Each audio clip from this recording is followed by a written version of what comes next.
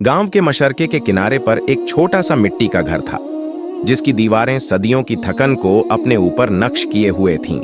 इस बोसीदा घर में शहजाद, एक 30 वर्षीय नौजवान, अपनी बीमार मां के साथ रहता था। शहजाद की जिंदगी गरीबी की मार से भरी थी, ऐसी गरीबी जो न केवल शरीर को भूखा रखती थी बल्कि आत्मा को भी हर रोज घायल करती थी। 4 साल की उम्र में ही उसने अपने पिता को खो दिया था और तब से उसकी जिंदगी यतीमी और तंगदस्ती में गुजरी। उसकी मां, जिसके चेहरे पर अब झुर्रियां थीं और आवाज कांपती थी, कभी गांव के घरों में काम करके 2 वक्त की रोटी का इंतजाम करती थी। शहजाद ने बचपन से ही अपनी मां को मेहनत करते, लोगों की डांट सुनते और अक्सर रोते देखा था। उसे जल्दी ही समझ आ गया था कि यह दुनिया उसके जैसे लोगों के लिए नहीं बनी। फिर भी वह अपनी मां के लिए जीता रहा, ख्वाब देखता रहा, एक बेहतर जिंदगी का, मां की खुशी का और कभी कभी किसी हमसफर का जो उसकी तन्हाई बांट सके। जवानी में कदम रखते ही शहजाद ने काम की तलाश शुरू की। उसने मजदूरी की, मिट्टी ढोई, लकड़ियां काटी, मगर कोई काम स्थायी न रहा। आखिरकार गांव से कुछ दूरी पर एक पुरानी किराने की दुकान के मालिक ने उसे काम दे दिया। तनख्वाह मामूली थी, महीने में कुछ 100 रुपए, लेकिन शहजाद इसके लिए भी शुक्रगुजार था। इससे मां की दवाइयां और 2 वक्त की रोटी का जुगाड़ हो जाता था। हर सुबह सूरज उगने से पहले वह पुराने जूतों में मां की दुआओं के साए में दुकान की ओर निकल पड़ता। रास्ते में कीचड़, धूल या सर्दी का कोहरा उसे चुभता, लेकिन वह सब सहता, क्योंकि उसे पता था कि अगर वह नहीं चला तो शाम को चूल्हा नहीं जलेगा। उसकी मां की बीमारी बढ़ती जा रही थी। उनकी खांसी दिल को हिला देती थी और रात में दर्द से उनकी कराहट सुनकर शहजाद चुपके से रोता, अपनी बेबसी पर गुस्सा करता, अपनी किस्मत से शिकवा करता, फिर खुद को संभालता। उसे मालूम था कि शिकवे उसके जख्मों का इलाज नहीं कर सकते। एक शाम शहजाद हमेशा की तरह दुकान से लौट रहा था। सूरज पहाड़ों के पीछे छिप चुका था और आसमान पर हल्के बादल छाए थे। हवा में ठंडक थी और गांव की गलियां सन्नाटे में डूब रही थीं। उसके कदम थके हुए थे, लेकिन दिल में हल्की सी खुशी थी। आज तनख्वाह मिली थी। हालांकि रकम छोटी थी, लेकिन उसने मां की दवाइयों और राशन की योजना बना ली थी। वह सोच रहा था कि मां की पसंदीदा दाल और शायद कुछ बिस्किट भी खरीद लेगा। तभी उसकी सोच को एक झटका लगा। सामने वही सुनसान सड़क थी जो कब्रिस्तान के पास से गुजरती थी। यह रास्ता उसके घर जाता था, लेकिन दिन में भी यहाँ खामोशी रहती थी और रात में यह पूरी तरह वीरान हो जाता था। एक तरफ झाड़ियां, दूसरी तरफ पुराना कब्रिस्तान, जहां टूटी कब्रें और सूखे पेड़ सन्नाटे को और गहरा करते थे। इस रास्ते से गुजरते हुए शहजाद को हमेशा अपने दिल की धड़कन सुनाई देती थी। आज की रात कुछ अलग थी। ठंडी हवा कानों में सनसनाती थी और पत्तों की खड़खड़ाहट के साथ दूर से उल्लू की आवाज सन्नाटे को और डरावना बना रही थी। शहजाद ने कदम तेज किए। वह जानता था कि यह रास्ता रोज का है और उसे इसकी आदत हो चुकी है। फिर भी आज एक अजीब सी बेचैनी थी। तभी उसे एक आवाज सुनाई दी, जैसे कोई रो रहा हो। उसके कदम रुक गए और दिल एक पल के लिए धड़कना भूल गया। उसने इधर उधर देखा, लेकिन रास्ता वीरान था। कोई इंसान नहीं था, मगर वह आवाज साफ थी। यह किसी युवा लड़की के रोने की आवाज थी, जो उसके कानों से होते हुए सीधे दिल में उतर गई। आवाज कब्रिस्तान की तरफ से आ रही थी, जहां झाड़ियों के पीछे कब्रें बिखरी थीं। शहजाद के कदम कांपे। दिल ने कहा, नहीं, मत जा, सीधे घर चल। लेकिन जमीर ने टोका, अगर कोई सचमुच मुश्किल में है तो क्या तुम्हें मदद नहीं करनी चाहिए? वह धीरे धीरे झाड़ियों की ओर बढ़ा। हर कदम पर जमीन सख्त लग रही थी और हवा और ठंडी हो गई थी। तभी उसे वह दिखी, एक सफेद लिबास में लिपटी लड़की झाड़ियों के पास बैठी रो रही थी। उसके बाल बिखरे थे, चेहरा झुका हुआ और आवाज में ऐसा दर्द था कि शहजाद का दिल बेचैन हो गया। उसने हिम्मत जुटाई और पूछा, आप कौन हैं? इस वक्त यहाँ क्यों रो रही हैं? लड़की ने धीरे से सिर उठाया। शहजाद का दिल जैसे रुक सा गया। सामने जो चेहरा था वह आम नहीं था। वह बहुत खूबसूरत थी, लेकिन उसकी खूबसूरती में एक दर्द भरी रोशनी थी। उसकी आंखें लाल थीं, शायद रोने से। चेहरा पीला, बाल बिखरे। फिर भी शहजाद उससे नजरें नहीं हटा सका। लड़की ने कमजोर आवाज में कहा, मेरे पांव में चोट लग गई है, क्या तुम मेरी मदद कर सकते हो? शहजाद ने नीचे देखा।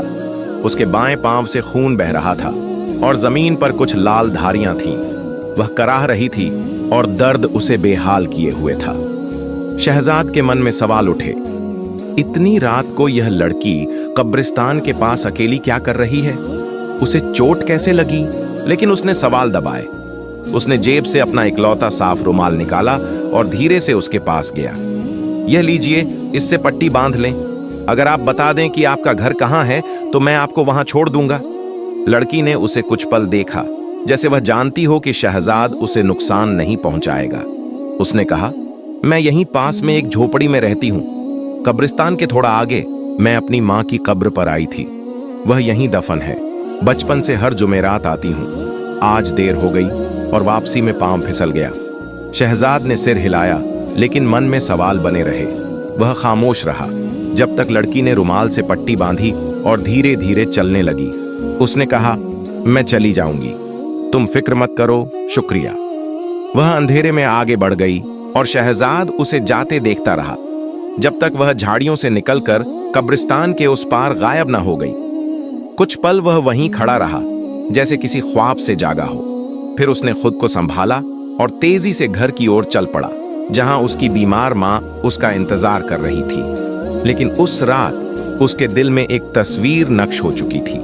एक रहस्यमयी लड़की जो खूबसूरत थी, दुखी थी और शायद कुछ और भी। अगले दिन सूरज की पहली किरण के साथ शहजाद दुकान पर पहुंचा। हवा में ताजगी थी, लेकिन उसके दिल में रात की वह मुलाकात गूंज रही थी। कब्रिस्तान, लड़की, उसका जख्म, उसकी बातें, सब कुछ ख्वाब सा लग रहा था। उसने खुद को समझाया कि शायद यह एक इत्तेफाक था। वह दुकान की सफाई कर रहा था, तभी दरवाजे पर एक साया पड़ा।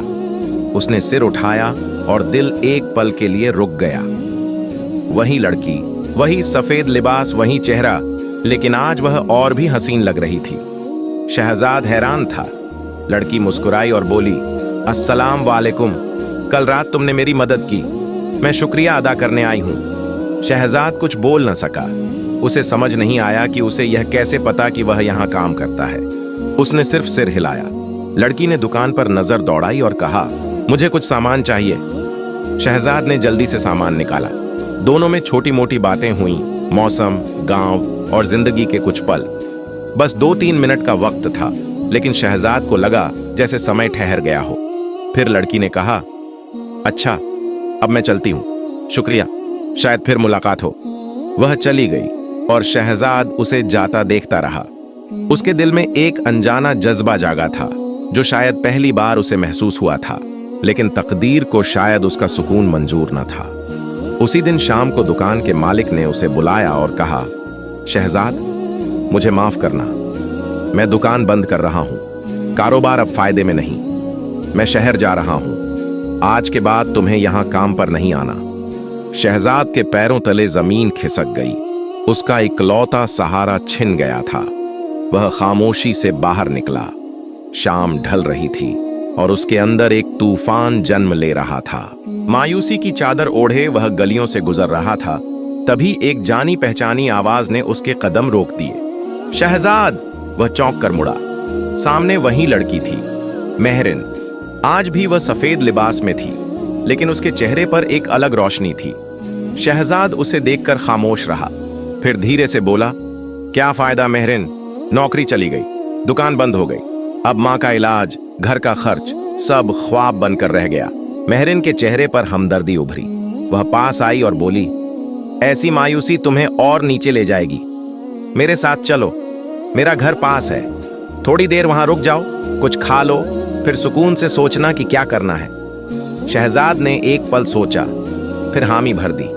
उसे उस वक्त किसी के साथ की जरूरत थी। दोनों एक छोटे से मिट्टी के घर के सामने रुके। घर सादा था, लेकिन उसमें एक अजीब सी रूहानियत थी। मेहरिन ने उसे अंदर बुलाया। कमरे में एक चारपाई, एक मेज और एक पुराना फानूस था। दीवारों पर पुरानी चादरें लटकी थीं और हल्की सी लोबान की खुशबू फैली थी। मेहरिन ने कहा, बैठो, मैं अभी आती हूं।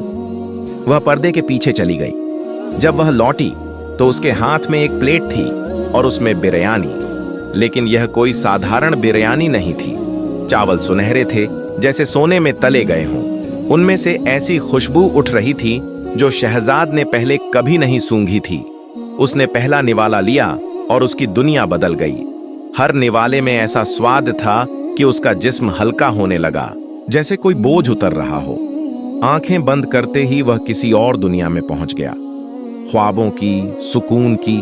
उसने महरिन से कहा, तुम्हारे हाथ में जादू है, मैंने ऐसी बिरयानी कभी नहीं खाई। महरिन सिर्फ मुस्कुराई, लेकिन उसकी आंखों में एक राज चमक रहा था। खाना खत्म करने के बाद शहजाद ने शुक्रिया अदा किया और दरवाजे की ओर बढ़ा। तभी महरिन ने उसे रोका। शहजाद, रुको।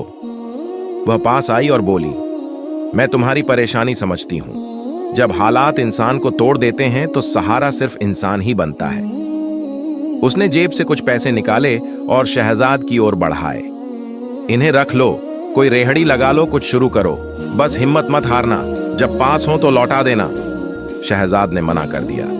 नहीं महरिन, मेरी इज्जत गवारा नहीं कि मैं एक लड़की से पैसे लूं। महरिन ने मुस्कुराकर कहा, तुमने भी तो अंधेरे में मेरी मदद की थी, इसे एहसान मत समझो। शहजाद खामोश हो गया, उसकी आंखें नम थीं। आखिरकार वह और न रुक सका। उसने पैसे ले लिए और वादा किया कि वह इन्हें लौट आएगा। जब वह वहां से निकला तो उसे लगा जैसे वह एक नया इंसान बन गया हो। उसके दिल में उम्मीद जागी थी। उसने फैसला किया कि वह एक फल की रेहड़ी शुरू करेगा और मेहनत से अपनी जिंदगी बदलेगा। अगले दिन उसने बाजार से एक छोटी सी रेहड़ी खरीदी और कुछ फल लिए। उसने बाजार में एक छायादार पेड़ के नीचे अपनी रेहड़ी लगाई। वह दिन भर मेहनत करता, ग्राहकों से मुस्कुराकर बात करता, फलों को ध्यान से तौलता और हर पल महरिन की मेहरबानी को याद करता। उसके दिल में महरिन के लिए जज्बात और गहरे हो गए। उसे यकीन था कि महरिन भी उसके लिए कुछ महसूस करती है। उसने ठान लिया कि वह महरिन से अपने दिल की बात कहेगा। उसी शाम उसने सबसे अच्छे फलों का एक थाल तैयार किया, सेब, अंगूर, केले और मीठे आम। साफ कमीज पहनकर वह उस गली की ओर चला जहां महरिन का घर था, अपने जज्बात जाहिर करने के लिए तैयार। लेकिन जब वह वहां पहुंचा, उसका दिल जैसे रुक गया। वह घर गायब था। उसकी जगह एक खाली मैदान था जहां सूखी घास और बिखरी ईंटें थीं। उसने आंखें मली आसपास देखा, लेकिन गली, पेड़, नुक्कड़ सब वहीं थे, सिवाय उस घर के। ऐसा लगा जैसे वह कभी था ही नहीं। घबराहट में शहजाद ने आसपास की जगह छान मारी। वह कब्रिस्तान भी गया जहां उनकी पहली मुलाकात हुई थी, लेकिन महरिन या उसकी झोपड़ी का कोई निशान न था। डर उसके दिल को जकड़ने लगा। कई दिनों तक वह गलियों में भटकता रहा, महरिन को ढूंढता रहा, लेकिन वह कहीं न मिली। उसका दिल फिक्र से भरा था। क्या महरिन किसी मुसीबत में थी? वह कहां चली गई? 7वें दिन जब वह उस खाली मैदान में खड़ा था, एक सफेद दाढ़ी वाला बुजुर्ग वहां से गुजरा। हताश शहजाद ने पूछा, बाबा जी, क्या आप महरिन नाम की लड़की को जानते हैं जो यहां रहती थी? वह बहुत खूबसूरत थी, नेक थी। बुजुर्ग का चेहरा फीका पड़ गया। महरिन, उन्होंने कांपती आवाज में कहा, बेटा, महरिन तो 3 साल पहले मर चुकी है। उसका घर भी उसी के बाद तोड़ दिया गया था। उसकी मां की कब्र उसी कब्रिस्तान में है जिसका तुम जिक्र कर रहे हो। शहजाद की दुनिया उजड़ गई। नहीं, यह मुमकिन नहीं। मैंने उसे देखा, उससे बात की, उसका खाना खाया। बुजुर्ग ने तरस भरी नजरों से उसे देखा। कुछ लोग कहते हैं कि उसकी रूह यहां भटकती है, अपनी मां की कब्र पर आती है, लेकिन तुम जैसा कोई उसे इतने करीब से नहीं देख पाया। शहजाद टूट गया। फलों का थाल उसके हाथ से गिर गया। वह बिरयानी, उसका लम्ज, उसकी आवाज, सब कुछ हकीकी था। लेकिन कैसे? सदमे में डूबा वह लड़खड़ाते कदमों से घर लौटा। 2 दिन तक वह बिस्तर पर पड़ा रहा, छत को घूरता रहा। महरिन का चेहरा उसकी आंखों में बसा था। वह एक रूह से मोहब्बत कैसे कर सकता था? तीसरे दिन उसने खुद को जबरदस्ती रेहड़ी की ओर खींचा। जिंदगी रुकती नहीं।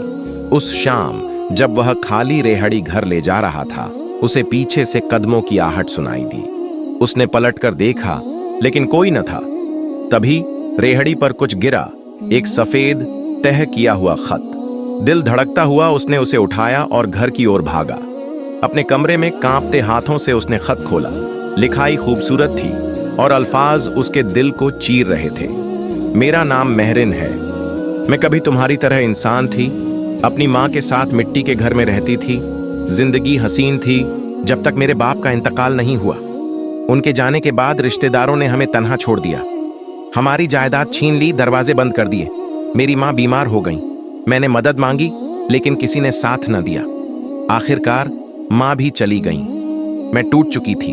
शहजाद, तन्हाई, भूख, दर्द सब ने मुझे खा लिया। जल्द ही एक बीमारी ने मुझे भी इस दुनिया से ले लिया। मेरी रूह बेचैन भटकती रही। फिर वह रात आई जब तुमने मुझे कब्रिस्तान के पास रोते देखा।